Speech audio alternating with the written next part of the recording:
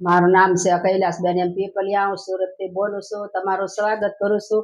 તો આજે આપણે બનાવશું મેથી પાપડનું શાક. તો આપણે મેથી લીધી છે 1 કપ, એને આપણે મીઠું નાખી અને બાફી લીધી છે આ રીતે. અને આપણે આ પાપડ લીધા છે, અડદના પાપડ આવે એ પાપડ છે આ. અને આ લસણ લીધું છે વઘાર કરવા માટે. અને આ લાલ મરચું લીધું છે આપણે 1 ચમચી. આ અડધી ચમચી હળદર છે, અડધી ચમચી મીઠું છે, અને આ તેલ લીધું છે, અને આ ગોળ છે.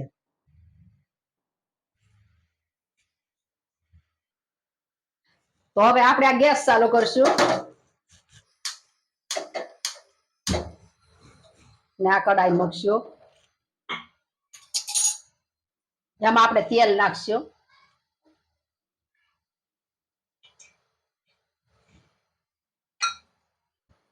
તો આ લસણ નાખશું આપણે આમાં.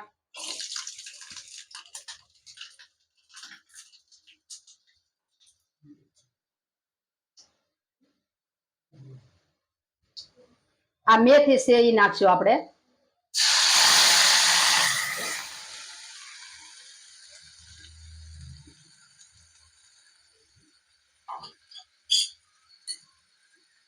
તો આમાં આપણે થોડુંક મીઠું નાખશું. આ મેથી બાફામાં તો નાખ્યું છે, પણ તોય આપણે આ થોડુંક નાખશું.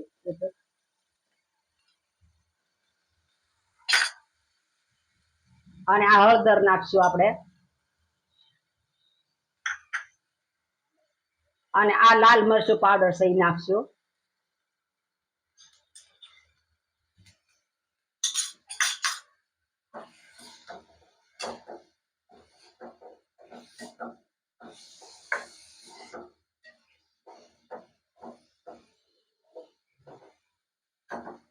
ને આમાં આપણે થોડુંક પાણી નાખશું.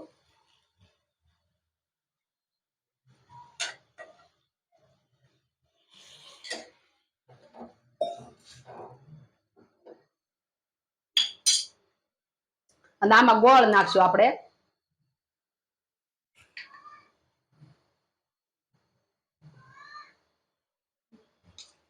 હવે આપણે આને સડવા દેશું.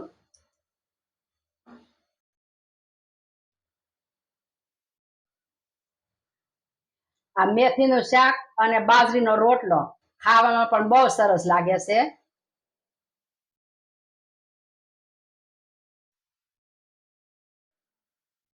તો હવે આ પાપડ છે એ આપણે નાખશું માલપા ભાંગીને.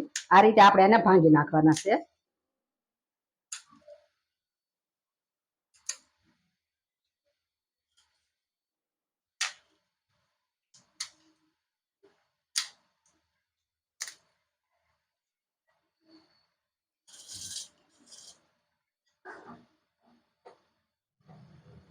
આ મેથી પાપડનું શાક પણ સરસ બને છે.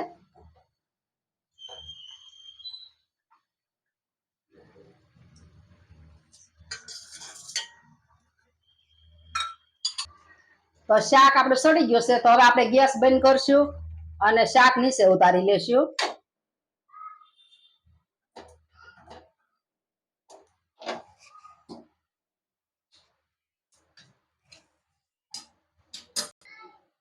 તો હવે આપણે સર્વ કરશું.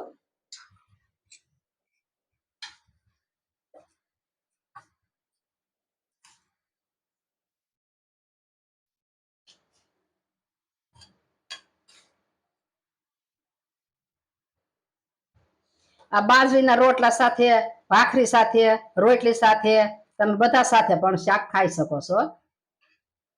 અને બહુ સરસ લાગે છે એમ. તો તમે પણ આ રીતે બનાવજો મેથી પાપડનું શાક.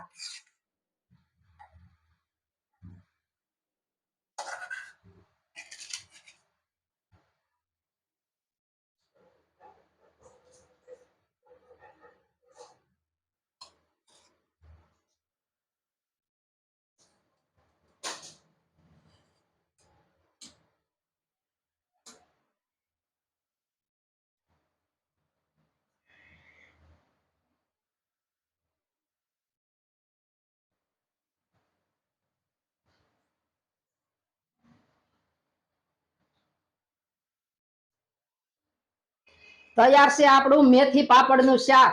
તમને મારી રેસીપી ગમી હોય તો મારા વિડીયોને લાઈક કરજો, શેર કરજો અને મારી ચેનલને સબસ્ક્રાઇબ કરજો. કોમેન્ટ કરી અને કહેજો તમને કેવું લાગ્યું મેથી પાપડનું શાક.